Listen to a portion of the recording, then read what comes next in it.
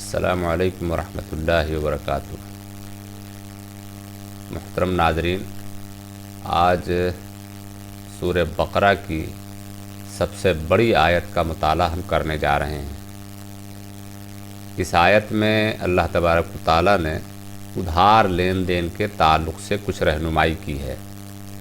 جب ہم اس کو پڑھیں گے تو ہم یہ اندازہ لگا لیں گے کہ ہمارے یہاں عملاً اس طرح کی کوئی فکر نہیں پائی جاتی۔ ہم لین دین میں وہ معاملہ یا وہ رویہ نہیں اختیار کرتے جو قرآن مجید چاہتا ہے۔ یہ بات ہم بتا چکے ہیں کہ قرآن مجید کسی بھی مسئلے کو اگر اٹھاتا ہے تو وہ مسئلہ سب سے بڑا مسئلہ ہوتا ہے، وہ کوئی معمولی بات نہیں ہوتی۔ اس کی خلاف ورزی سے بڑے نقصان کا اندیشہ ہے اور ہوتا ہے۔ ہمارے تعلقات خراب ہوتے ہیں، ہماری رشتہ داریاں خراب ہوتی ہیں، ہمارے ملک کے حالات بھی خراب ہوتے ہیں۔ آئیے دیکھتے ہیں سورہ بقرہ کی آیت نمبر 282۔ فرمایا جا رہا ہے، اعوذ باللہ من الشیطان الرجیم، بسم اللہ الرحمن الرحیم، یا ایھا الذین آمنوا اذا تداینتم بدین الی اجل مسمى فاکتبوہ۔ اے وہ لوگوں جو ایمان لائے ہو،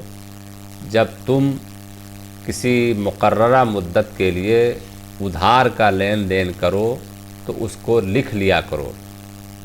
وَلْيَكْتُبْ بَيْنَكُمْ كَاتِبٌ بِالْعَدْلِ، اور تمہارے درمیان اس تحریر کو ایک کاتب انصاف کے ساتھ لکھے، یعنی جیسا طے ہو رہا ہے، جس طرح کی باتیں لینے اور دینے والے کی طرف سے کہی جا رہی ہیں، بالکل اسی طرح سے لکھے۔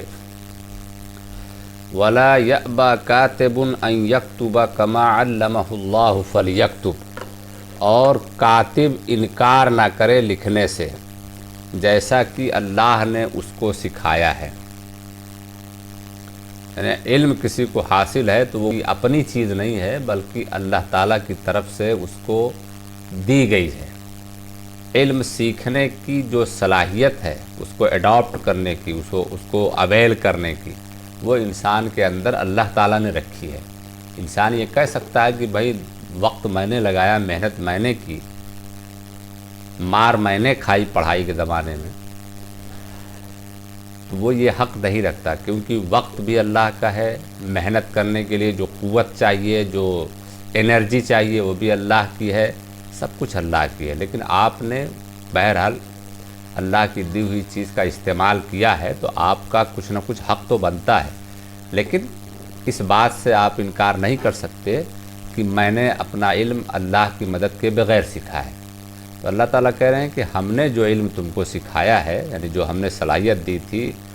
جس کے ذریعے سے آپ نے سیکھا ہے۔ اگر فرشتے نئی چیز نہیں سیکھ پاتے کیونکہ اللہ نے ان کو صلاحیت نہیں دی ہے، تو اس لیے ہمیں اللہ کا احسان مند ہونا چاہیے۔ تو جس کو اللہ نے علم سے نوازا ہے، اس کی یہ ذمہ داری ہے کہ وہ اس کو لکھے، لکھنے سے انکار نہ کرے۔ وَلْيُمْلِلِ الَّذِي عَلَيْهِ الْحَقُّ، اور املا وہ شخص کرائے گا جس پر حق ہے، یعنی جو قرض لے رہا ہے، جو ادھار لے رہا ہے، وہ بولے گا کہ میں فلاں سے اتنا روپیہ اتنی مدت کے لیے قرض لے رہا ہوں۔ وَلْيَتَّقِ اللَّهَ رَبَّهُ، اور وہ اللہ سے ڈرے۔ اب اللہ جو اس کا رب ہے، جو اس کو پال پوس رہا ہے، اس کا تقوی اختیار کرے، اس سے ڈر کر کے لکھوائے، کچھ ایسا نہ ہو کہ غلط ہو جائے۔ وَلَا يَبْخَسْ مِنْهُ شَيْئًا، اور اس لکھوانے میں کسی طرح کی کوئی کمی بیشی نہ کرے،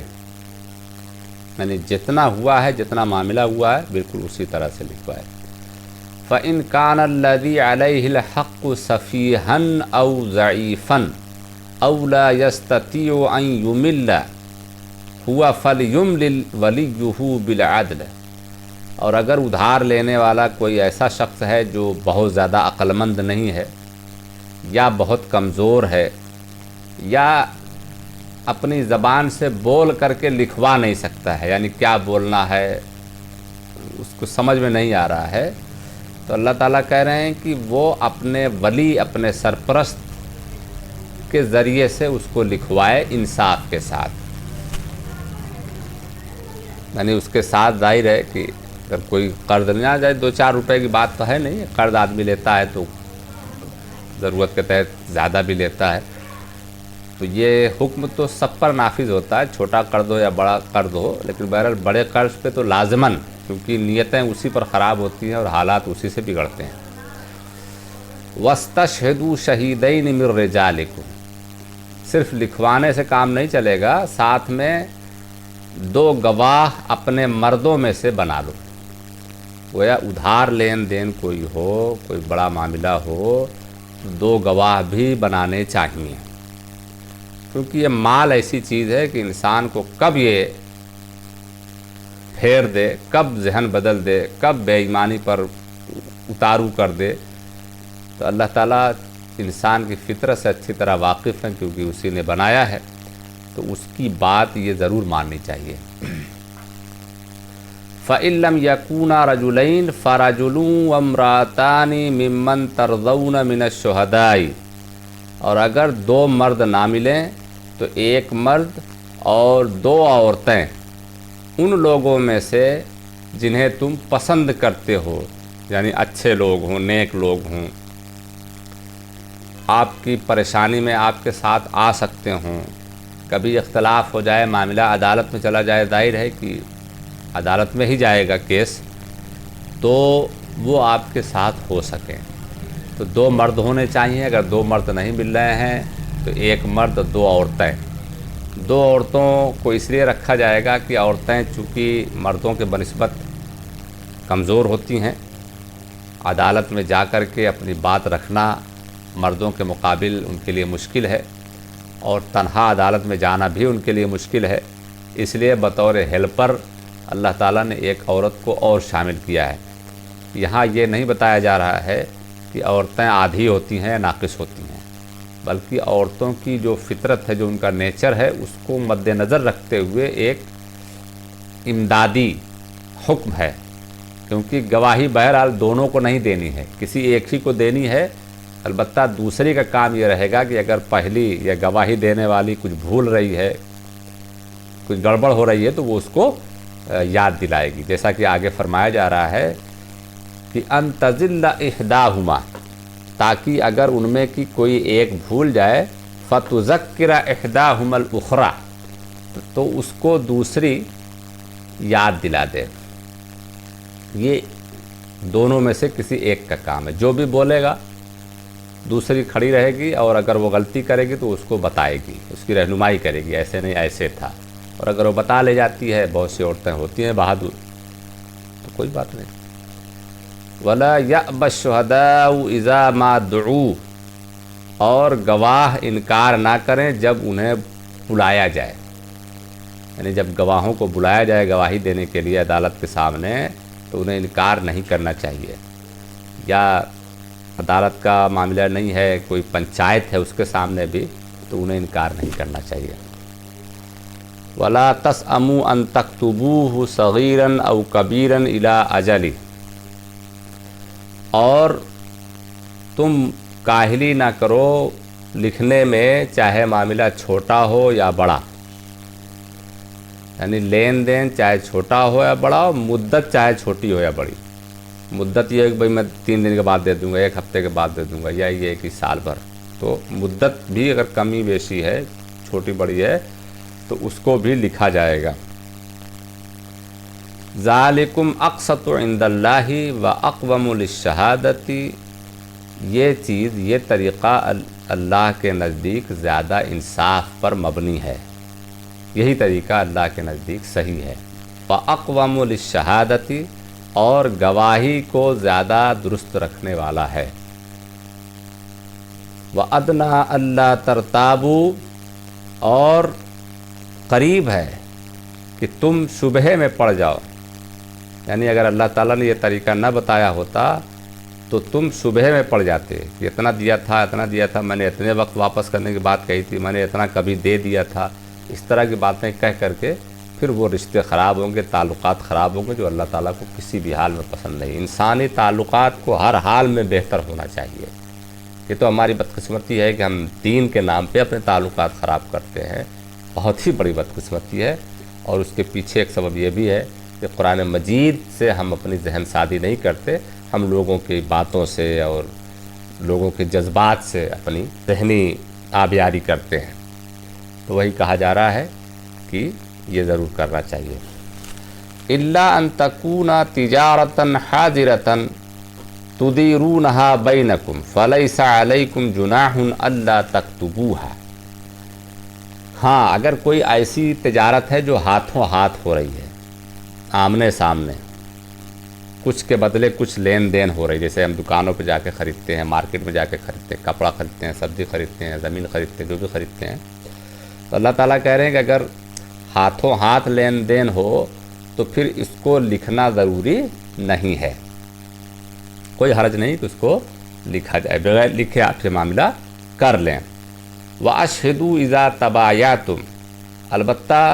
جب یہ سب کرو، جب یہ سودا کرو تو گواہ بنا لیا کرو، یعنی اگر سودا کچھ بڑا ہے یا اس میں کچھ پیچیدگی ہے یا آ سکتی ہے تو بہتر ہے کہ گواہ اس پہ بھی بنا لیے جائیں، 2 گواہ۔ وَلَا يُضَارَّ كَاتِبٌ وَلَا شَهِيدٌ، اور کاتب لکھنے والے کو اور گواہی دینے والے کو تنگ نہ کیا جائے، کسی بھی موقع پر ان پر دباؤ نہ ڈالا جائے کہ غلط بیانی کرو یا لکھتے وقت تم غلط لکھو، ہم بولیں کچھ تم لکھو گے کچھ، یہ نہیں ہوگا۔ وَإِن تَفْعَلُوا فَإِنَّهُ فُسُوقٌ بِكُمْ، اگر تم ایسا کرو گے تو یہ تم بہت برا کرو گے، اگر گواہ اور کاتب کے ساتھ زیادتی کرو گے یہ بہت برا ہوگا۔ وَاتَّقُوا اللَّهَ، اللہ سے ڈرو، اللہ کا تقوی اختیار کرو۔ وَيُعَلِّمُكُمُ اللَّهُ، اللہ تم کو تعلیم دیتا ہے۔ وَاللَّهُ بِكُلِّ شَيْءٍ عَلِيمٌ، کیونکہ اللہ ہر چیز کا عالم ہے، جاننے والا ہے، تو اس کی دی ہوئی تعلیم کو اخذ کرو، اختیار کرو۔ ایک آیت ختم ہو گئی، 282، یعنی بہت لمبی آیت تھی، لیکن ابھی تھوڑی سی بات ایک آیت میں اور ہے، وہ بھی دیکھ لیتے ہیں۔ وَإِن كُنتُمْ عَلَى سَفَرٍ وَلَمْ تَجِدُوا كَاتِبًا فَرِهَانٌ مَقْبُوضَةٌ، اور اگر تم سفر پر ہو، کہیں نکل گئے ہیں، راستے میں ہیں، اور وہاں ادھار لین دین کی ضرورت پڑ جائے یا معاہدہ ہو رہا ہو، تو وَلَمْ تَجِدُوا كَاتِبًا، اور وہاں لکھنے والا کوئی نہ ملے، فَرِهَانٌ مَقْبُوضَةٌ، تو کوئی چیز رہن میں دے دی جائے۔ رہن کہتے ہیں کوئی چیز آپ کسی کو دے دیں اور اس کے بدلے اس سے کچھ قرض لے لیں، اور پھر یہ کہیں کہ جب میں قرض واپس کروں گا تو پھر میری زمین، میری پراپرٹی، میری یہ چیز آپ واپس کر دیں گے۔ تو سفر میں بھی اگر لین دین کرنا ہو، اب ظاہر ہے کہ قافلہ جا رہا ہے کسی دوسرے ملک میں تجارت کے لیے، مان لیجیے عرب سے شام جا رہا ہے، عراق جا رہا ہے، اب راستے میں قرض کی ضرورت پڑ گئی تو آپ کوئی چیز رہن کے طور پہ دے سکتے ہیں، مثلا اونٹ ہے تو دے سکتے ہیں، یا کوئی اور چیزیں دے سکتے ہیں، یا اس سے کہہ دیں کہ بھائی میرا جو فلاں جگہ کا باغ ہے وہ اب آپ کی نگرانی میں رہے گا اور جب تک میں نہیں، تو اس طرح سے کیا جا سکتا ہے۔ رہن کے تعلق سے یہ بات ضرور جان لینی چاہیے کہ رہن یہ آپ کے اطمینان کے لیے ہوتا ہے، نہ کہ آپ کے استعمال کے لیے۔ اگر کوئی شخص زمین آپ کو دیتا ہے تو آپ اس کا استعمال نہیں کر سکتے، آپ کو وہ زمین صرف اس لیے اپنے پاس روک کے رکھنی ہے کہ آپ کو اطمینان ہو کہ آپ نے جو قرض دیا ہے وہ آپ واپس پا جائیں گے۔ جانور وغیرہ کے بارے میں کہا جاتا ہے کہ جانور وغیرہ کا دودھ وغیرہ استعمال کیا جا سکتا ہے، کیونکہ جانور آپ اگر رہن میں لیں گے تو ظاہر اس کو کھلائیں گے پلائیں گے، تو کھلائیں گے تو کھلانے پلانے سے ہی دودھ بنتا ہے، تو آپ اس کا استعمال کر سکتے ہیں، تو یہ بات ذہن میں رہنی چاہیے۔ فَإِنْ أَمِنَ بَعْضُكُمْ بَعْضًا فَلْيُؤَدِّ الَّذِي اؤْتُمِنَ أَمَانَتَهُ وَلْيَتَّقِ اللَّهَ رَبَّهُ، اور اگر ایک دوسرے کا اعتبار کرتے ہو تو جس پر اعتبار کیا گیا ہے وہ امانت واپس کرے، یعنی جس سے آپ ادھار لے رہے ہیں اس کے اوپر اعتبار ہے ایک دوسرے پر، آپ نے اس کو اپنی کوئی پراپرٹی دے دی، کوئی زمین کاغذ دے دیا، اس نے بھی سمجھا کہ آپ اچھے آدمی ہیں واپس کر دیں گے، تو دونوں کو ایک دوسرے کی امانتیں واپس کر دینی چاہیے۔ ادھار لینے والا ظاہر ہے کہ پراپرٹی سے کم ہی لے گا، تو ادھار والا تو دے ہی دے گا، تو یہاں بیسکلی یہاں اس شخص کو مخاطب کیا گیا ہے جو ادھار دے رہا ہے، جس کو پراپرٹی مل رہی ہے، زمین مل رہی ہے یا اور کوئی قیمتی چیز مل رہی ہے۔ اللہ تعالیٰ کہہ رہے ہیں کہ وہ اس کو واپس کرے. وہ امانت ہے اس کے پاس, اس کی نہیں ہے کہ اس کا یوز کرے گا, امانت ہے. یہ چیز ہے. وَلْيَتَّقِ اللَّهَ رَبُّهُ, اور اسے اپنے پروردگار اللہ سے ڈرنا چاہیے. وَلَا تَكْتُمُوا الشَّهَادَةَ, اور گواہی کو نہ چھپاؤ. وَمَنْ يَكْتُمْهَا فَإِنَّهُ آثِمٌ قَلْبُهُ, اور جو کوئی اس کو چھپائے گا تو اصل میں اس کا دل گناہ سے آلودہ ہے.